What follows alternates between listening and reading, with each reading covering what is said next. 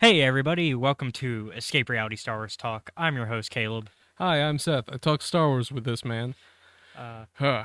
How you been? Good. So we were supposed to have a guest this week, but a schedule plans changed. Um, so it'll just be us today.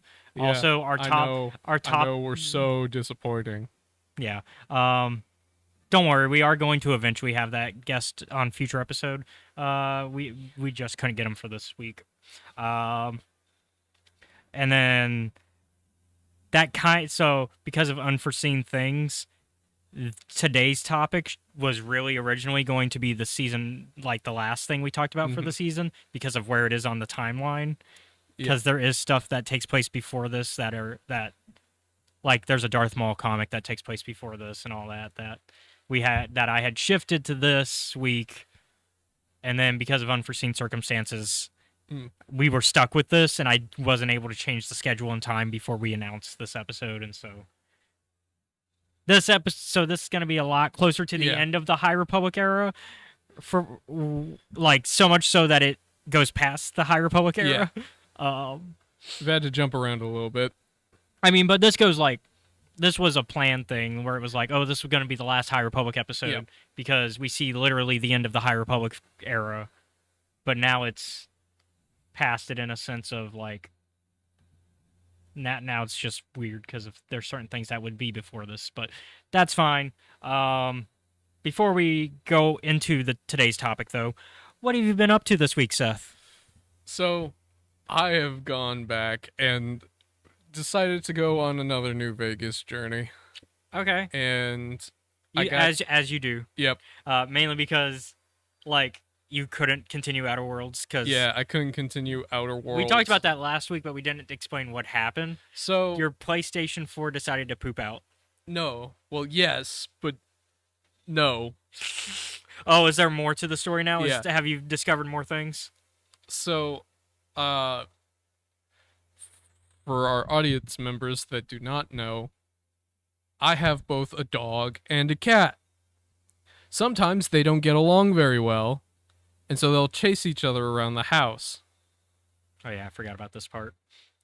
And one day, while I was playing my game, because the only controller I have is like A wired. a wired one, well, during the chase, they grabbed like the wire from the controller and pulled down the PlayStation from like its like position where I normally have it, which is on essentially a table in my living room, and it like crashed into the floor. So all the internal components got shifted, and now it refuses to come on ever. Before, it's refused to come on like every once in a while. This one was a hard just we're done. That's enough. Yeah, that's why I said it essentially pooped out because Yeah. let's be honest, it was dying anyways. Like Yeah. there were things that This were didn't help it though. no. This sped it up immediately. If anything though, this gives you a reason to repair it Yeah. because you like before you were essentially just hoping on luck that it would work sometimes. Now you have a reason to fix it Yeah. because now it literally won't ever work until you fix it. Which made for some frustration when it came to like us watching stuff sometimes where we'd be like, "Oh, let's watch," because whenever we hang, so like Tuesdays we have Yeah. D&D night, which has shifted from your game to your brother's To game. Andrew's game. Um, And and so before, usually like if you're not working before game night, I'll come over and we'll watch something. yeah. Whether that be like, oh, let's watch a couple episodes of Always Sunny or whatever, because I've gotten you into Always Sunny, Yep. and so like currently it's Berserk. It's Berserk. Yeah. 97. Yeah. Yep. And so This like, is a thing I've done subjected everyone in my family to, with the exception of Andrew because I don't think he'd sit through it. although I think he'd like it because Yeah. it's definitely the right vibe for him. I think. But yeah. Ironically enough, I showed Annalise like the movie trilogy. Yeah. But currently we're going through that. Yeah, we'll discuss more when we can because once again, that's as far as we're gonna say of what we've been watching because Mhm. like that's the strike, and There's some things we need to. Yeah, the strike, and we're trying to like show our support Yeah. for SAG and for the writers, which the writers um are currently in a good situation because there's talks that the producers are going to come back to the table with the writers. Mm. So apparently they had a meeting about whether or not they were going to have a meeting with the writers, which that is very, if anything, that is this should have been an email if ever there Yeah. ever was one, where it's like, why do we need a meeting for a meeting? Just put that in an email. Yeah. Uh, um. So yeah, that's as far as we're going to discuss on. Yep. We do want to talk more about it, but we're going to Yeah. reserve that. So, Um. Old World Blues Yes. is the current For your current Fallout run. current DLC that I'm on, Mm-hmm. because I've got most of the base game completed. And Old World Blues is like a midnight science fiction. This one is like, we're gonna lean super hard into the science fiction aspect of Fallout. Yeah, because up to that point, New Vegas is more the western Yeah. part of Fallout. I also like went and completed Honest Hearts, which I actually really like. I think it might be one of my favorites. But this, oh god. So there are like four main enemy types. 5, sorry, in this DLC. And two of them annoy me the most. The first of which is Night Stalkers, which, little bit of Fallout lore. Some genius decided, it's a great idea? Mixing coyote and rattlesnake DNA. Oh, and if that's not enough, sometimes they just straight up turn invisible. Fun. So that's a plus. But those ones I've dealt with before. I can handle them. They're in the regular Mojave. They're bad, but they're not terrible. They're like slightly below Cazador and Deathclaw on terms of like danger level. What about compared to fire ants? Fire ants are not a threat in New Vegas if you know what you're doing. In 3 they are though. 3 Yeah. they're a little bit more. Yeah. Like Yaoguai, which are like big mutated bears, are kind of scary, but I'm like, you can deal with them. But also, 3 is a very different game to Yeah. New Vegas, despite being built on the same hardware. Yeah, because 3 is more. We talked about this before. Yeah. It leans more into the sci-fi aspects again. Yeah. And However, I will say, I don't think 3 understands how weapons work, like, at all. that might just be a Bethesda thing, though. That's true. But yeah, as you were saying though. So there's Night Stalkers, which are the aforementioned coyote rattlesnake things, and then there's Robo Scorpions. As a guy who uses typically bullets in New Vegas, I also use melee weapons on this run, which they actually do really well against the Robo Scorpions. But I'm like, this is a valuable weapon. I don't want to just use it beating this thing to death with it. That's fair.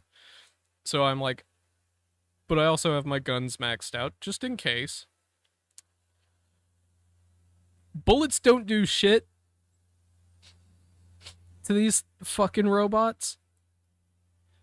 Like, I don't hate them, but they're getting there. Yeah. I'm like, apparently they're like, and I have like perks to like negate damage and stuff. Not damage, like armor threshold, so it's just pure damage. That does not help against these Robo Scorpions. Yeah. So it's made things very hard getting from place to place. And for some reason, Dr. Mobius, who's like the main antagonist for this DLC,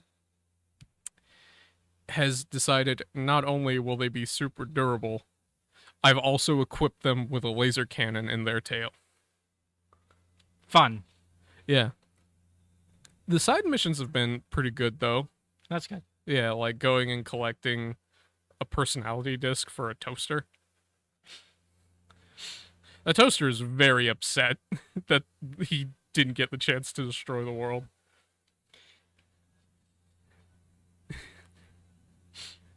And like you can throughout this entire DLC go and collect like personality chips for like your jukebox, your auto dock, uh your light switch as well. And you can get two of them and they both have their own personalities and they hate each other. They're like if two neighbors just started yelling at each other from across the street. Oh boy. Yeah. Then there's this little tiny Securitron that likes to go and pick up coffee cups because he just is like, I have to get all these dishes done. It's a fun little time. There you go. Well, that's good. Yeah. Well, I think it's obvious what I've been up to this week. Baldur's Gate. Yeah. So I heard you've been having some trouble. Yeah. So I don't know what that accent was. So I did manage to beat Baldur's Gate 2 in time. All right. So I basically did multiple days of streaming that are not usually on the schedule for streaming in order to finish Baldur's Gate 2 on time. So like Wednesday night, I do the entire Throne of Ball expansion. How'd that go? So a 6-hour stream, almost 7-hour stream. Are you okay?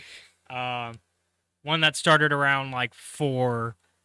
Got done at like 12. Yeah. And so I managed to finish all of Throne of Ball. I speed ran that too, because like I did no side quests. I just did the main quest only for Throne of Ball. Just so we could finish it on time.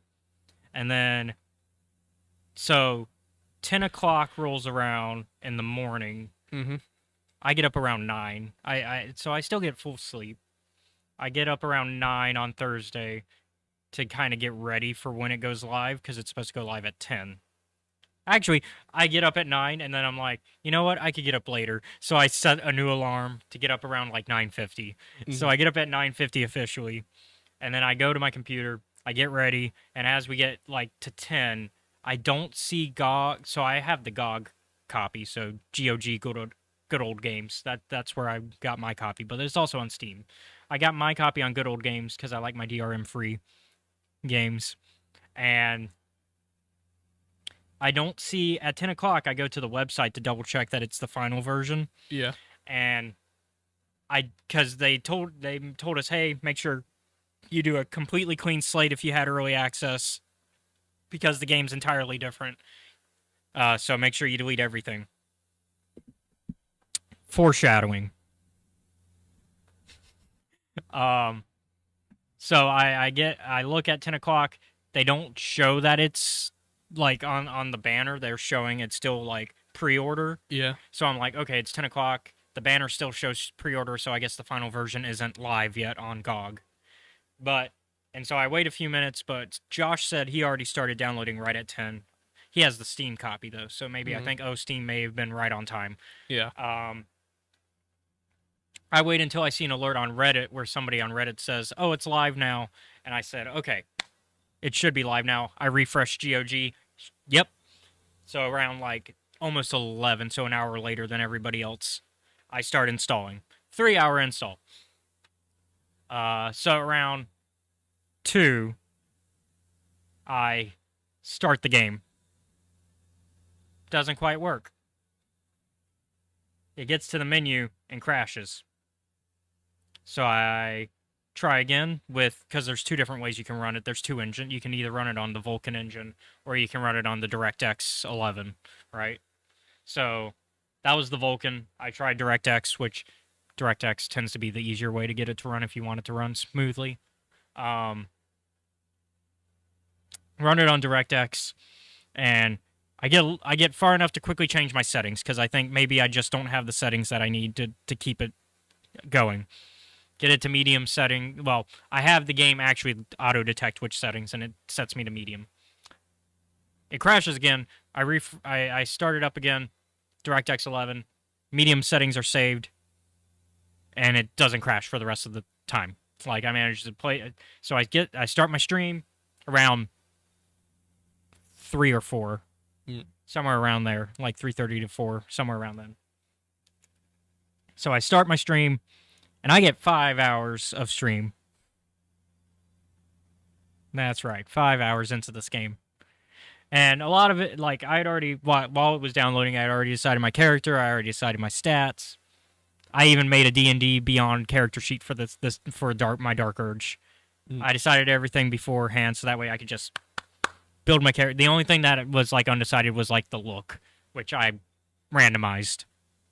I did randomization on the look. And I think he turned out fine.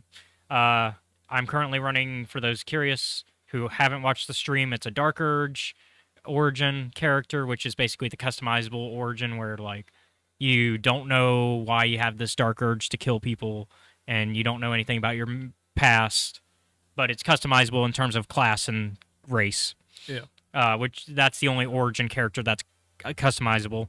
But then you could also just straight up do a customizable character if you don't want to do an origin. Which is, I think, what you're going to do. Because we've talked about what you're going to do when we play together. Which, once we're done with our show, that's probably the next thing we're going to do is whenever we're hanging out, is we'll play some BG3.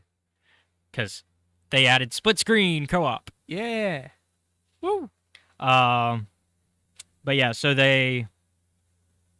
I made my Dark Urge. He's a white dragonborn bard. I was originally going to do bronze, but when I did the randomization, it switched to my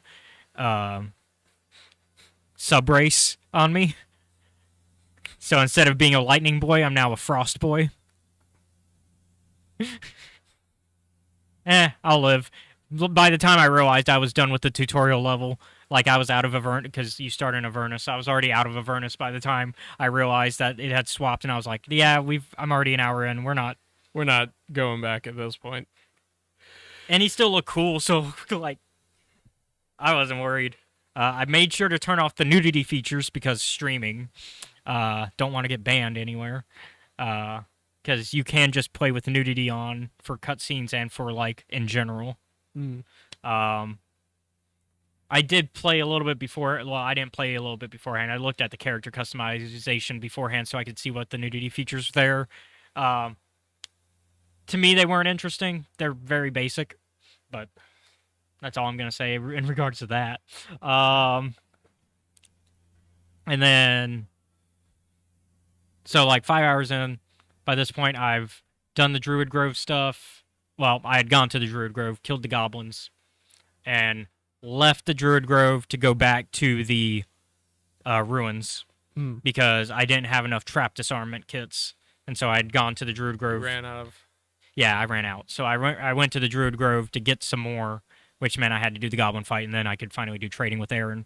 Did trading with Aaron, got what I needed, did that, and then I went back to go. This time I had done the classic loot everything tactic of RPGs because I was like, I'm just going to pick up everything take that's everything not nailed down. Yeah, take everything so that way I could sell it to Aaron, because what I was doing was a tactical maneuver of sell everything that's useless and then give a 20% tip of gold, because they added the, like, traders will like you better if you give them more money type thing, and then you can get a discount the more they like you. So that's the tactic I was going, was I'll just give them like a tip at the end. So I was doing full 20% tip. So on that last sell I made, I sold enough that I was going to make 800 something. Oh no, I was giving him 800 something of worth of stuff, whether that was just junk I was giving him, plus me buying some stuff I wanted. So some armor and some weapons I wanted from him. And then I was like, okay, what's the tip come out to? And it was like 100 something, which made it about 1,000 gold total that he was profit. Like, so like, he definitely liked me at the end. And then I walked away from that conversation. Crash. No. And so I go off, like I go to our little bumper of "We'll be right back." With, you know, bum bum bum bum, the Baldur's Gate 1 music. Yep. And so that gives me time to, like, reload the game. I lost an hour's worth. There was no autosave for, like, or hardcore save for like an hour, which means I would have had to do the entire run of the like. So the last save was just before I did my initial trade with Aaron of getting the trap disarmament kits. You hate to see it. So I ended the stream going, okay, I'm gonna just reload that save and we're gonna do that. So I end the stream, try to reload the save. Doesn't work. It doesn't work. And so I go, okay, well since it's night, I'll delete the install, do a fresh clean install, and for some reason, I installed this sucker 3 times yesterday. I run into a variety of issues. And so, like I said with foreshadowing earlier, when, Larian said, hey, make sure you delete everything from early access. So I thought I did. So I go into my Vortex, which is the little thing that Nexus Mods uses to like keep your mod order everything. Yeah.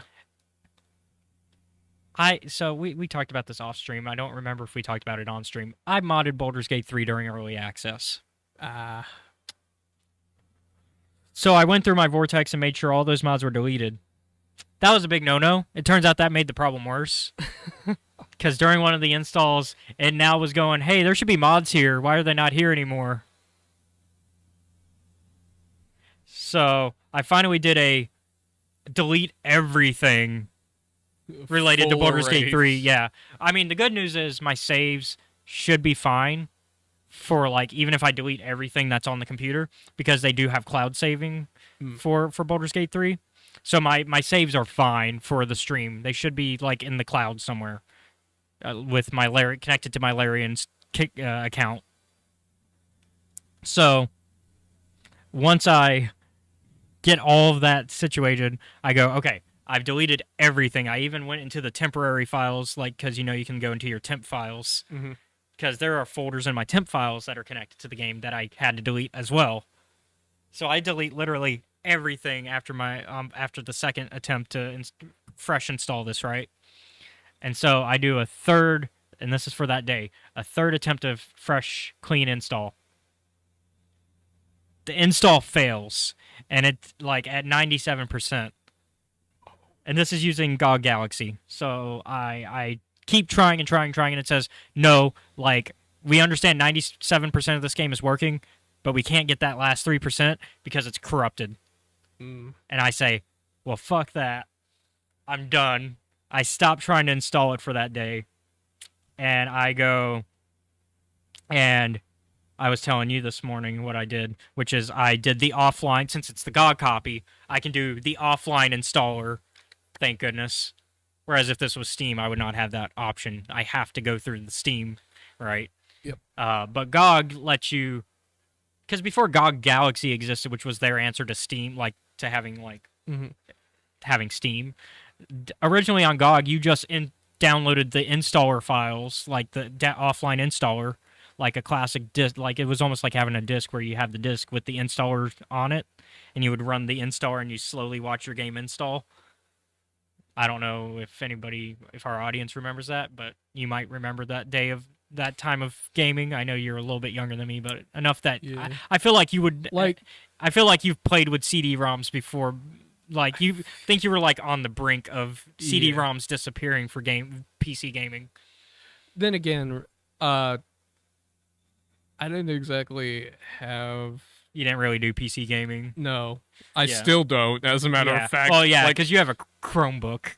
Yeah, I have like a Chromebook. But growing up, for me, the initial thing that I started gaming with was a plug-in and play. Hey, that's still very like classic though. Yeah. Like not a lot. I feel like not a lot of this generation would know what a plug and play is. You softies. No, that's not what I mean by that. Plug-in and play is. If anything, you younglings don't know. If anything, we're the softies for having plug and play because, like, literally no installation required. You plug that sucker into a TV and it has like 5 games on it. Yeah, it was awesome. You didn't have to do any of this complicated bullshit. At the same time, though, you could only play those 5 games. Yeah. So it was like it was a win-lose situation. Yeah. You didn't have to worry about like the software corrupting, but you also couldn't play other games. yeah. It was Pac-Man. Oh, it was the Namco one. Yeah. So it had like Pac-Man, because I've had the Namco one. So it would have been like Pac-Man, Galaga, Dig Dug. Don't remember if Dig Dug was on there. I I know I had like a weird mouse one. that was Mappy. I love Mappy. Mappy is my main man. I love Mappy. Just slapping the cat with a door. Yeah, man, you'd run past that door, and then you'd feel really good when you shut it just in time to smack that cat, and he'd fly off of it, and you're like, hell yeah. My favorite trick, though, was, we're getting a little off topic, but that's just fine. We're still fine. My favorite trick was doing so in Mappy, it's a runaround thing where you're trying to collect your cheese. It's either cheese or appliances. I'm not sure. And so you're trying It's been a while. Yeah, Give me a break. I was 6. So you're trying to collect these things. It's a collective thing. And so like you're bouncing around this map trying to collect things while avoiding the enemies that are chasing you. And it's basically like you've got like 4 levels of like platforms, and then you bounce around between them because they'll have like spots where there's a spot to jump on a trampoline in between each one. Yep. But if you bounce on the trampoline too many times in a row, it breaks. Yeah. But it will reset once you jump back onto like a platform. So what I would do, I was that kid who would do 1, 2, 3, and then hopefully by then the cat was falling as well. Cat falls down, gone, and then I land on the platform and I'm like, suck it, Whiskers. but yeah, also shutting the door. But I've been playing a little bit of a different version of Mappy actually on my Switch, because for I forget which Nintendo, like, because they've got the cloud Nintendo games that you can play if you pay the subscription for Nintendo Online. One of them is Mappy Land, which is like an actual console version of Mappy. Yeah. So it's a little different. I'm not quite used to that one comparatively, but yeah, I'm pretty sure Dig Dug was on that, and then there was also the Pole Position, which is the game nobody really understands how to play. Yeah, I don't understand what happened. Nobody understands Pole Position. We get it. You're supposed to have a good time, so that way, like a good pole time, and then you can play the race. But I don't think I know anybody who ever gets the pole position spot and then gets to the race. Like everybody fails during trying to get pole position. So weird. It's a tough game. Like I don't know anybody who actually gets to the actual race. Yeah. But going back to Baldur's Gate 3. Yes. So installing. So I actually just now, so this morning, I get all the offline installer stuff done, which includes getting the main game offline installer, because I had all that downloading last night. I basically had all that downloading along with some extra stuff. Like I got a nice little, GOG gave a goodies pack for free. So even if you don't have Baldur's Gate 3, you can go on GOG and get a goodies pack, which includes some emojis and some wallpapers. So I got a nice little wallpaper on my computer right now. It comes with 3 different ones. And then there's also the emojis, which I did add to our Discord server. So shout out to the Discord server. I added the emojis to the Discord server since I had that pack, which includes your not favorite character. Yeah. It includes characters you like, though, too. Like I think it includes Lizelle, Will, Gale. I know it includes Asterion, because I was using Asterion for a bit. And then I think that's it for the main characters. And then there's a GG one and, like, stuff that are in the Baldur's Gate 3 font. And then the only ones that I haven't added to the server yet, because they were too big, is the Flaming Fist one. And the, what is it? I had to re-download it because I accidentally resized them wrong. Because I tried to resize them, but they were, the absolute symbol is the other one. Ah. So the Flaming Fist and Absolute Symbol. Oh, Shadowheart's also included. So it's a Sarian Gale, Lysael, Shadowheart, and Will. So almost all of the origin characters that were in early access. Actually, no, that is all the origin characters in early access.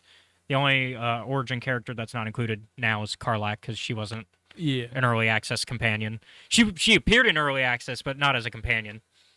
There's also a little thumbs up approved one that's like with a steel gauntlet. But yeah, they're just cute little emojis. Yeah. Just something to have fun with. Yeah. So I added them to our server. But I downloaded all that again last night. And so I this morning did all of the installations before, like, because I got up pretty well actually. I got up around 9. Had some biscuits that my dad made this morning. It was a good morning. Some nice fresh. Ever have a good fresh biscuit that's like nice and doughy still? And then yeah. So I did the install. I actually unfortunately installed it on there, which is what I did the first time during the stream. And so I was like, no, I don't want it there because I want it to run a little faster. Like, it runs fine on there, but it doesn't run at, like, loading times are a little slower than if they were on the computer itself.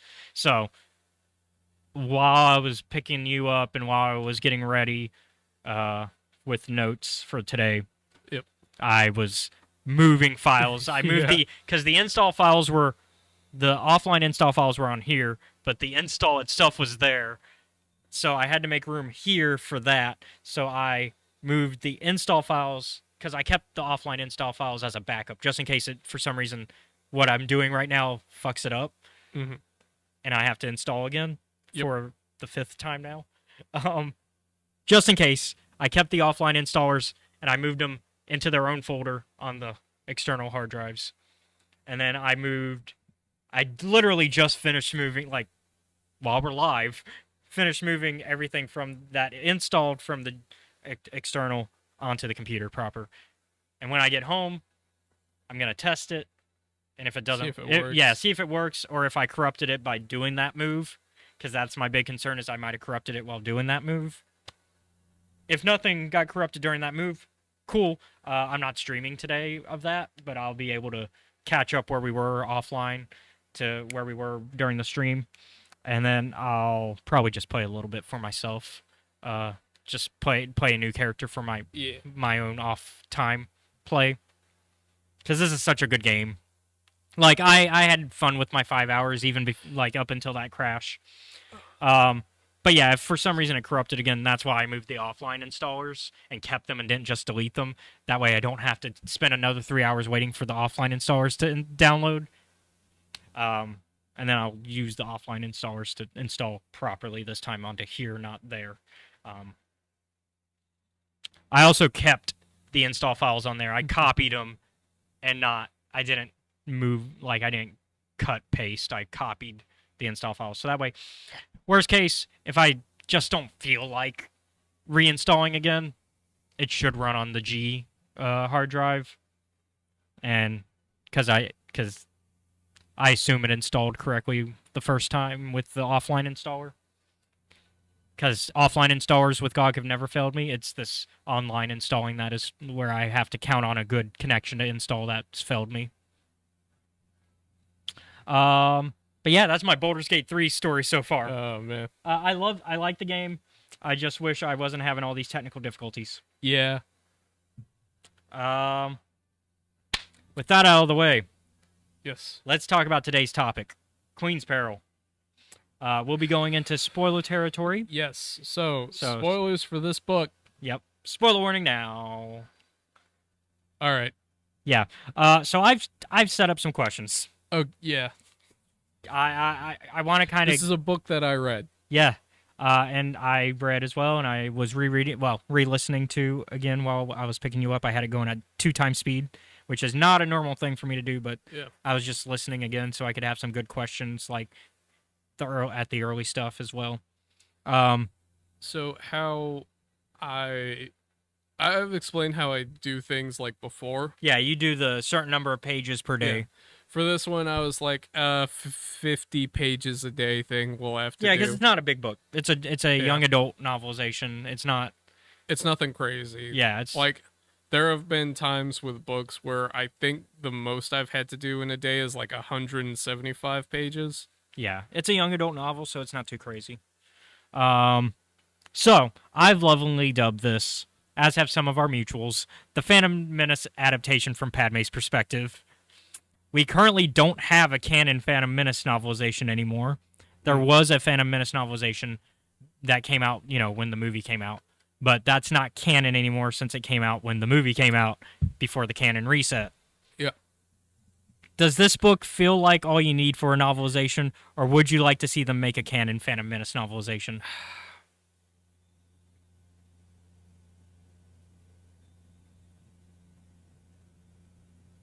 No. This is all you really need? Or do you mean no, you do want one? I'm sorry. So to answer the question, it's I don't want one, Okay. this doesn't feel like one. Okay.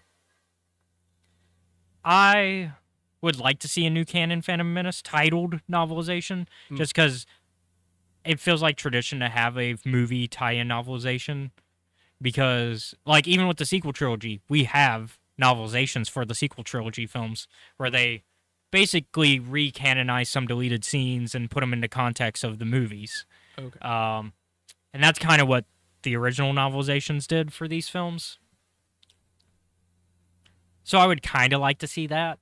But I also think this book delivers on most of the key things of that story. Yeah. And it even it gives new context for scenes with, like, the Handmaidens and Palpatine and other minor characters that they kind of make into major characters in this book. Yeah.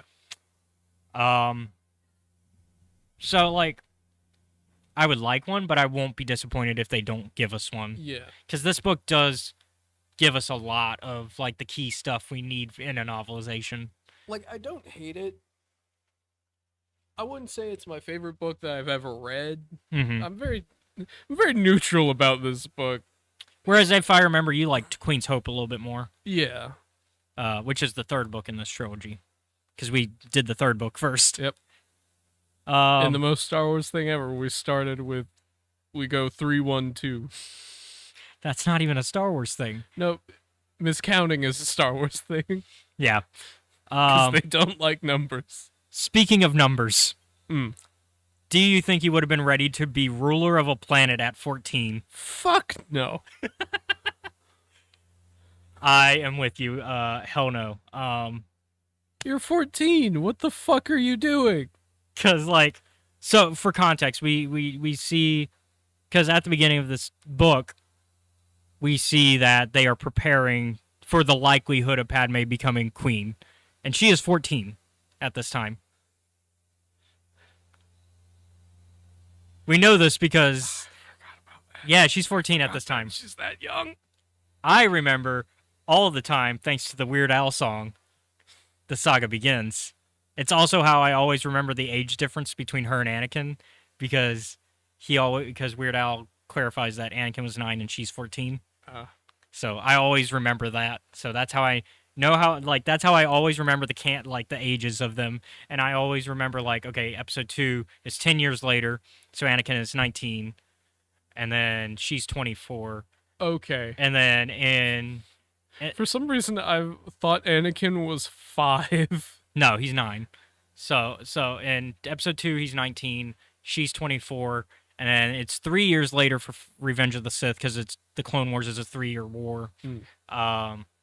And so then he is 21, and then she'd be 27. Okay. Yeah, my math is correct there. Yeah, and then that's when Luke and Leia are born, and then 19 years later is A New Hope. So Luke and Leia are 19.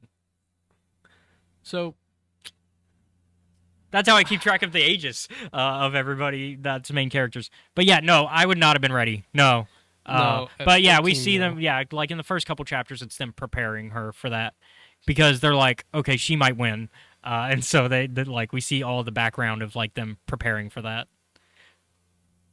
through specifically Captain Panaka's Or Panaka. Yeah, that entire family is amazing, and they like deserve way more respect than we give them. Although Panaka did make some questionable decisions later in life during the Empire reign, but we'll get into that when we get to the Imperial stuff.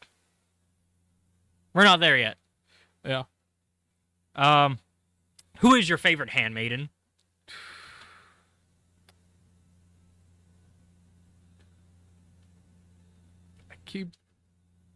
It might be the one that's like constantly building stuff. Oh, Is it Urte? I believe you're right. I believe you're right. I will double check because I know we have some handmaiden like people in our mutuals, and if I get this wrong, I will be crucified. Sabe, Urte, Yane.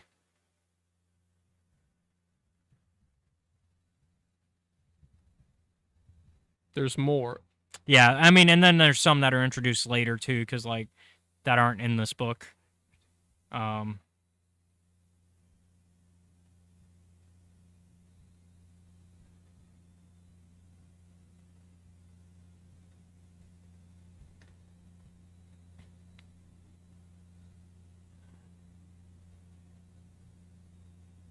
Yeah, so we got Urte, who's Urtama initially, because everybody changes their name to be similar to the Padme name, because that's just tradition. Tradition.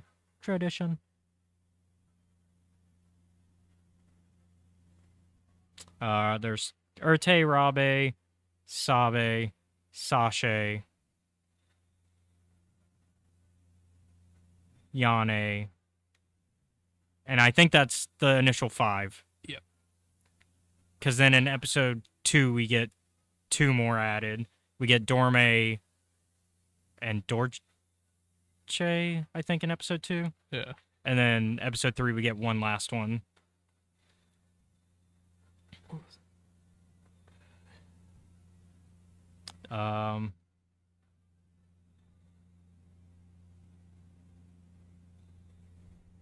Yeah, so Urte stayed behind. She was the artist and engineer, yeah. Yep. So, yep. I'm gonna put a gun in this chair. I feel like the easy answer would be to say Sabe because we've had so much Sabe content. And I really do like Sabe. Sabe is a good one. But I also really feel bad for Sasha and Yane and their like whole situation. Oh yeah. That one was rough. Because if I remember correctly, Sasha's the one that gets tortured. Hit with a laser cutter. Yeah, she's the one tortured. Because Sasha and Urte stay behind, if I remember correctly. They're the only two that stay behind. And then Sabe, Rabe, and Yane go with Padme for the episode 1 adventure. And then Sabe is the one that's pretending to be Padme the entire time, or Amidala the whole time. Yep. And then Padme is pretending to just be Padme the handmaiden during that time.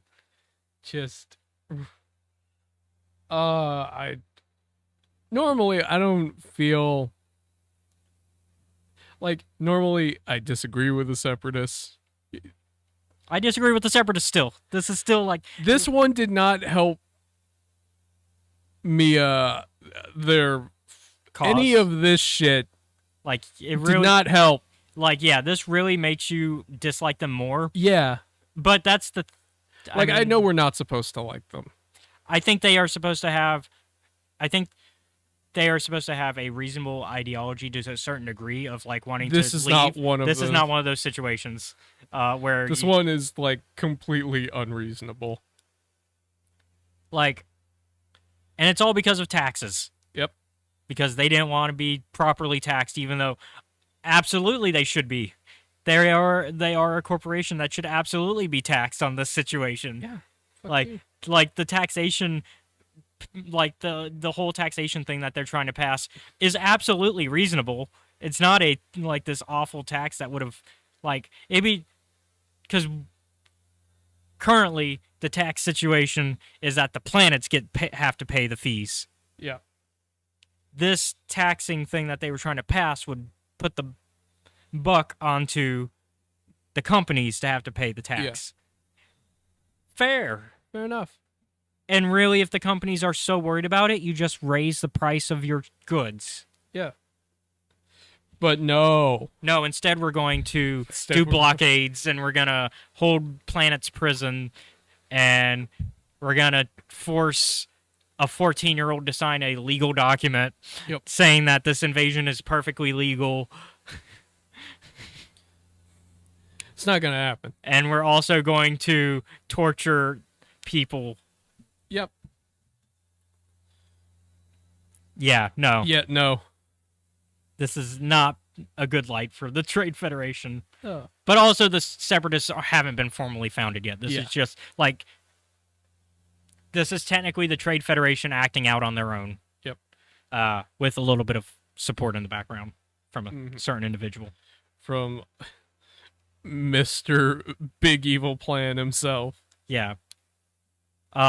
Is there anything you would have done differently during the Trade Federation crisis if you were, like, the ruler of Naboo? I feel like... I'll let you answer. Because the thing that pisses me off isn't the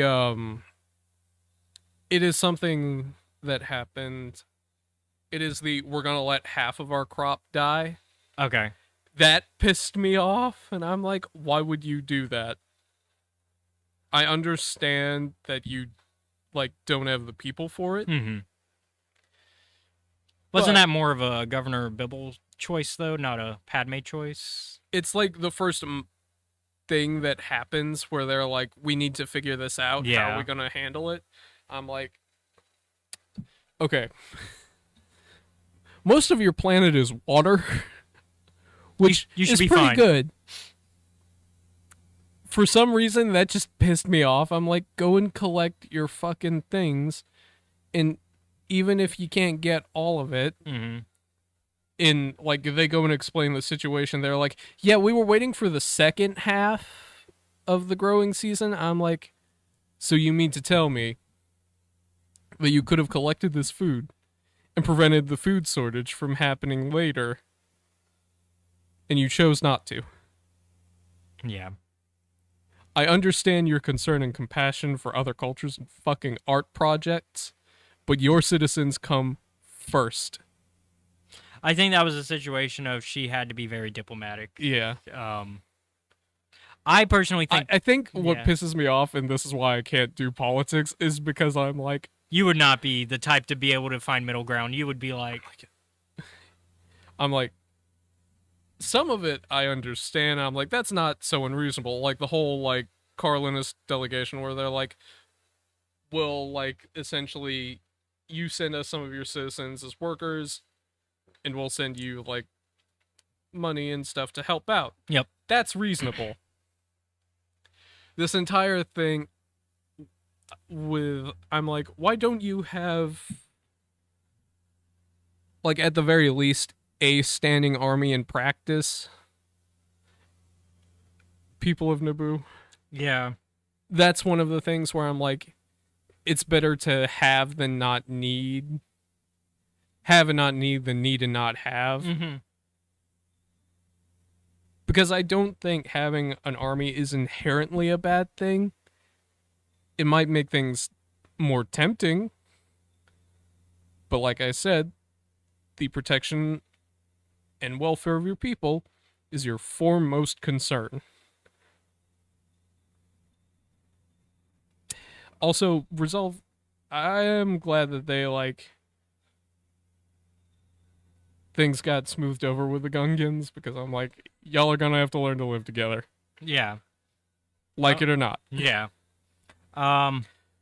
I think Padme did the best she could Like, in she's this situation. definitely doing what she can. I think Especially for her age. Yeah. I'm like, you are 14, and it's like your first few months on the job. It's not an easy job. And, like, I don't fault her for any of the things that she does. Obviously, we also, like, as an audience, we're aware of Palpatine's manipulations in the background, but something that she wouldn't be aware of. Yeah. And so like, but and even worse, in the moment, his advice makes sense, Yeah. which is what makes him really dangerous later. Is because his advice makes sense in the moment. Like going against Valorum, for example, absolutely makes sense because you're in a crisis and he's doing nothing, right? And the Senate is kind of failing at this point. Yeah.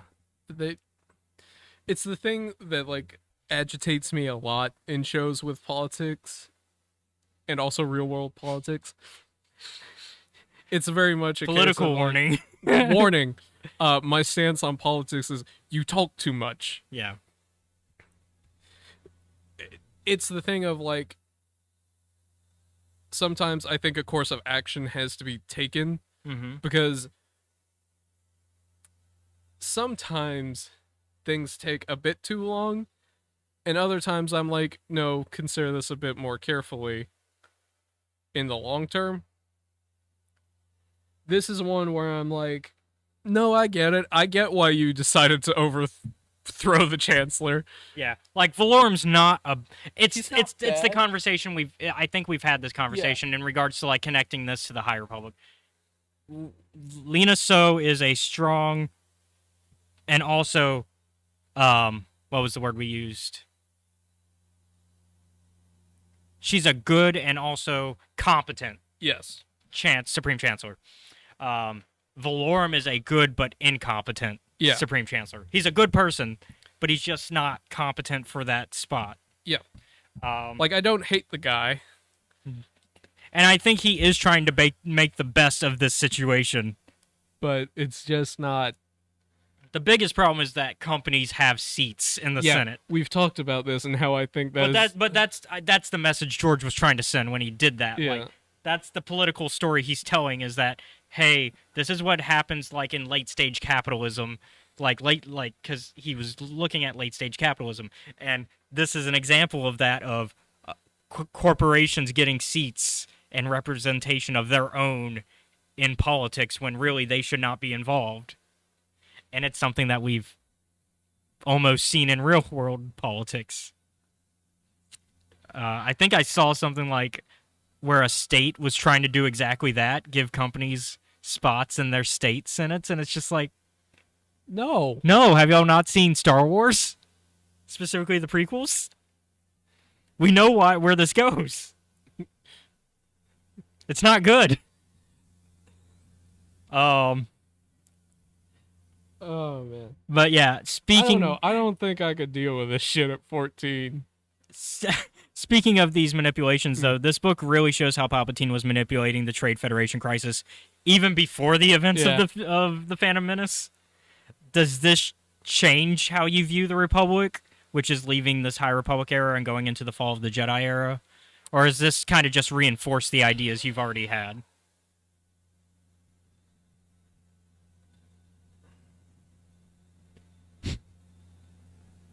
Maybe this is telling, but I don't hate Palpatine / Sidious. No, but I'm asking more like, does this change how you view how the Republic is viewed during the Fall of the Jedi era, which the prequel era?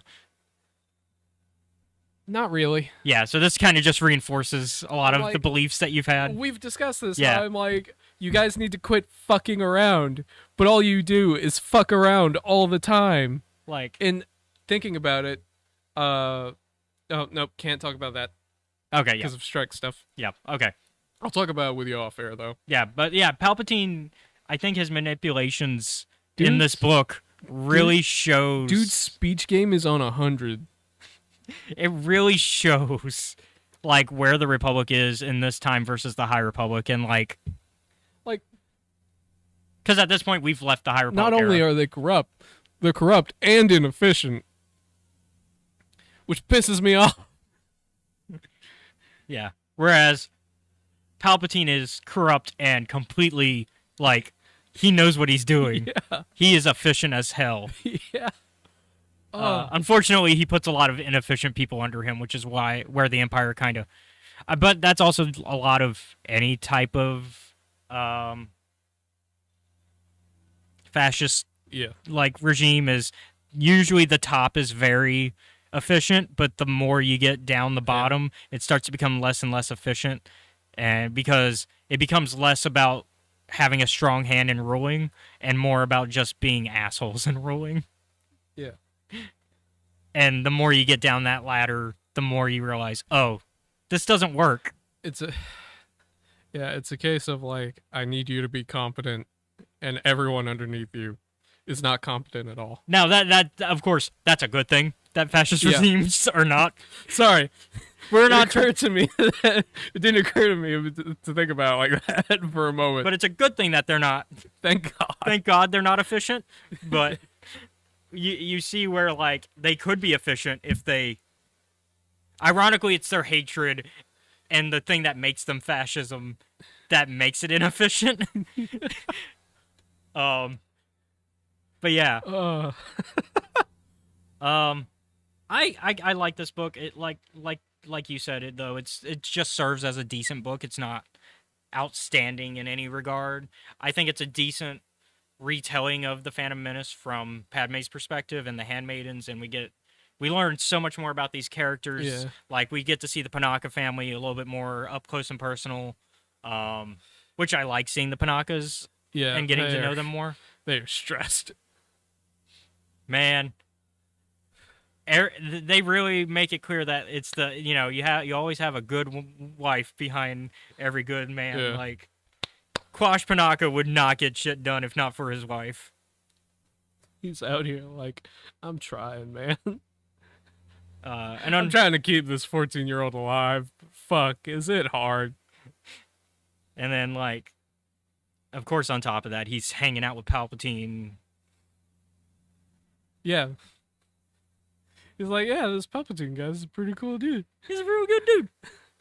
to be fair, Palpatine is their senator at the time, and so like, there's no reason not to trust Palpatine at this time. Once he became Supreme Chancellor, though, I feel like any connection to the planet should have been a little bit more distant, because as Supreme Chancellor, your job is to look at the interest of all planets, not just your home planet. Mm-hmm. But yeah, I'd give this book. I feel like we're going down the same route that we have for the past couple weeks. This is a strong 7.5. Yeah. Can we talk about the Yeah, go ahead.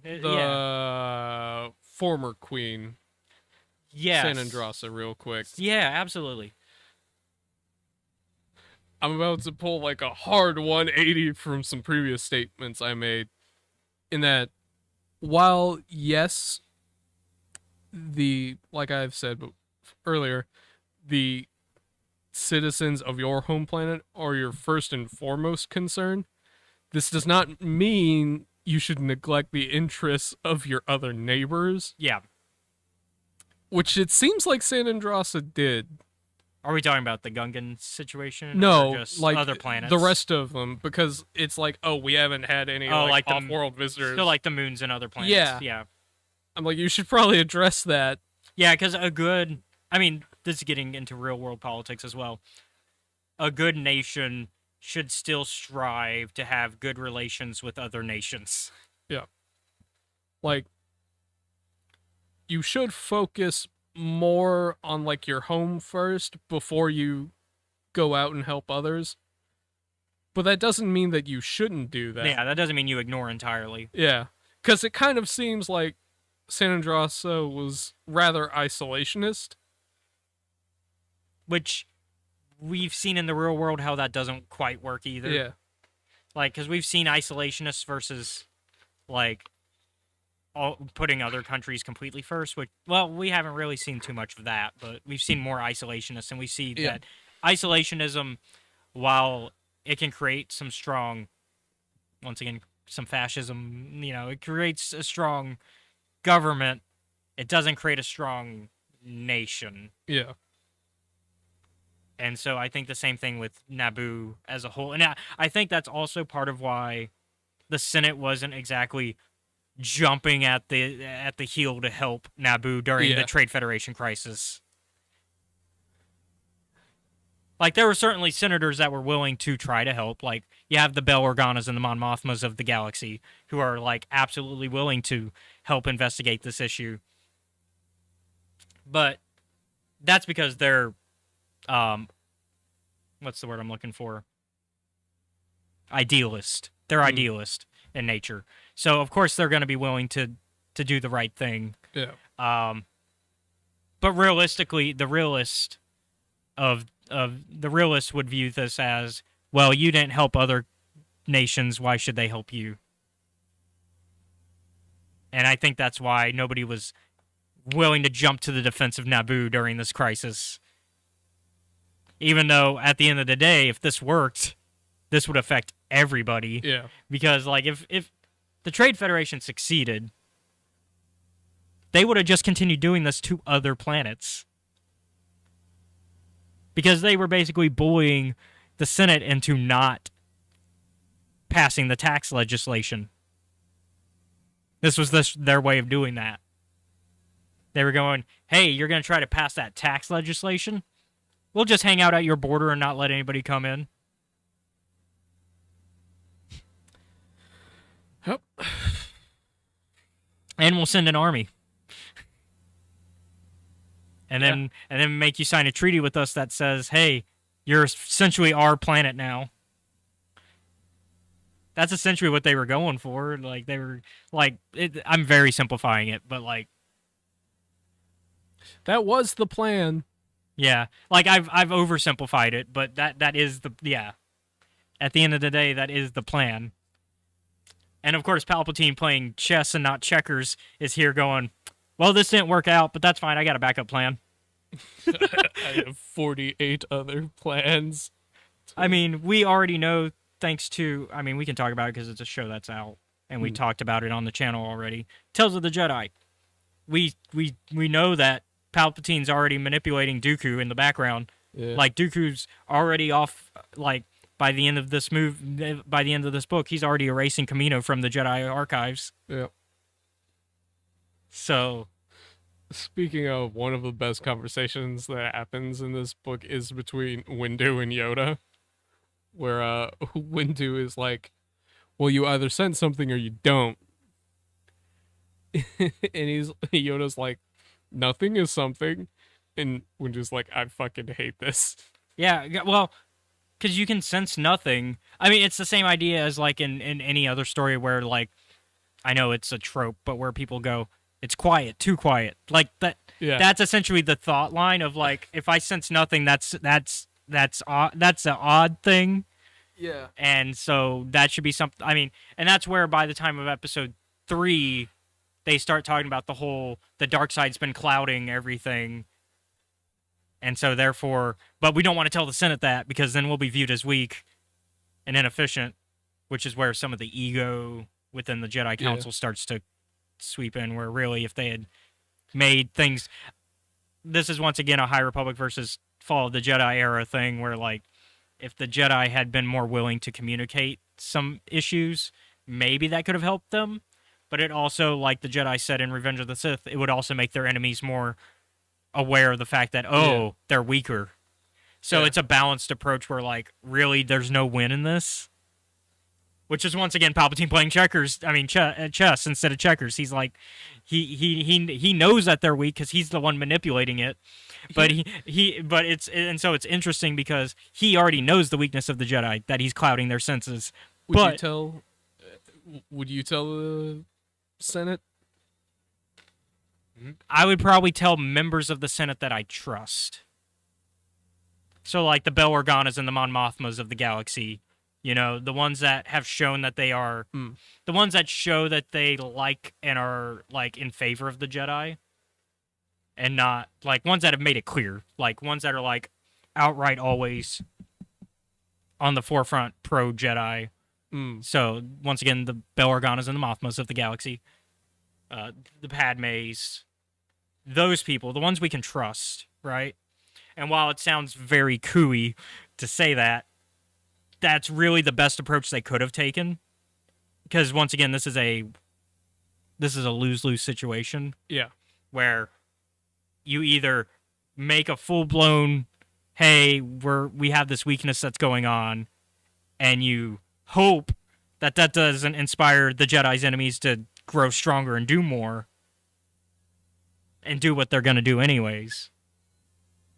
Or you keep the secret and what happens happens, which we saw what happens with keeping it secret. Okay.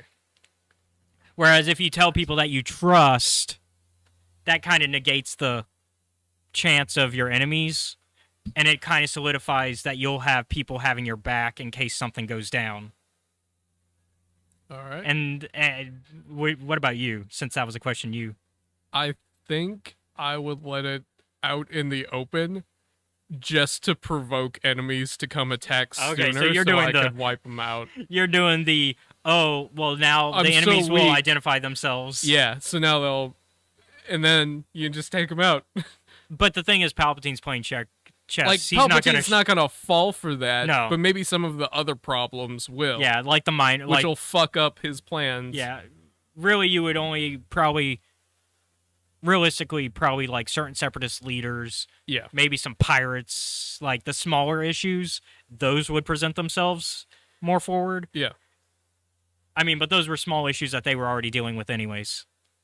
And it was already hard to do those with the Clone Wars raging on. Yeah. So yeah. Is there anything else that you wanted to talk about with this book?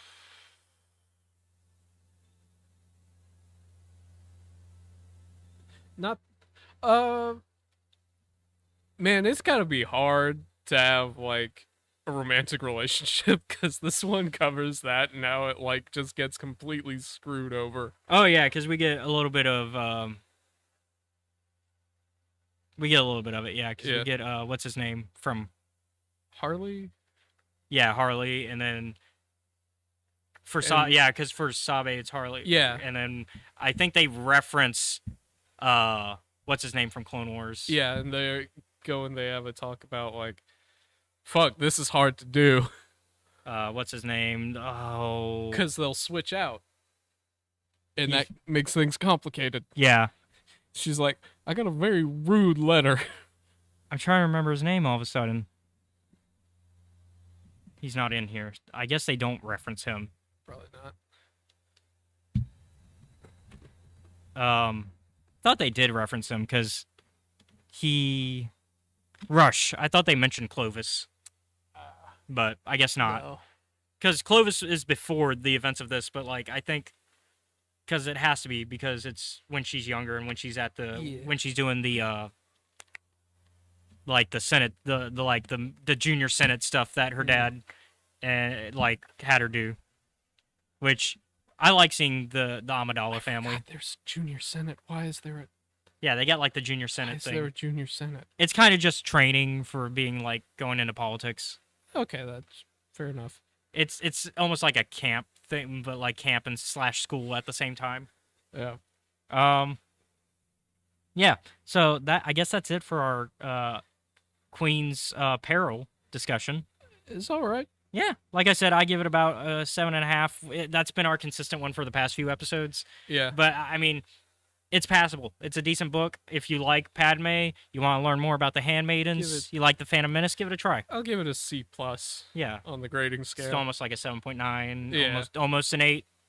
Not quite You're there. almost a B. Um, Needs improvement. So yeah, thank you all for watching. Be sure to like, comment, follow, subscribe, depending on where you're watching us. You can find us on YouTube, Kick, Twitch, and TikTok at Escape Reality Films. On Twitter at Escape Reality 94. On Facebook, Instagram, and Threads, I'm Caleb.Lockwood. If you really like our content, you can support us on Patreon at Escape Reality Films. Shout out to our Patreon member, Jennifer Brantley. Thank you. Shout out to the Mobcast Network, who provide this Yeah. space to us, and whose podcast I'm also a part of. You can find them on youtube.com/Mobcast Network, on any fine podcasting app at Mobcast Network, and on facebook.com/Cult Movie Cantina. We've decided to put the current season on Cult Movie Cantina as a wrap, but we'll be back soon to talk more movies on that podcast. In the meantime, check out the Cult Movie Cantina podcast as well as the Kickstarter for Scotty White's comic, Chronicles of Limbo. It's about a Native American Dampier and her cosmically powered toddler. It's not up yet, the Kickstarter, but you can click on it to notify you of when the launch is going to happen. This will be able to help publish the second issue of this comic. The first issue is already out. All the art and comic is for the comic is done. It just needs to be published, and so that's what you're helping with, is helping them secure publishing. Also, shout out to our local game shop, Gamers and Geeks, who rent out the space to Mopcast, and to our neighbors, Engage Gaming, who allow for in-house game console rentals. You can come on by and play pay an hourly rate to play on a PS5, Xbox Series X, PC, and even VR.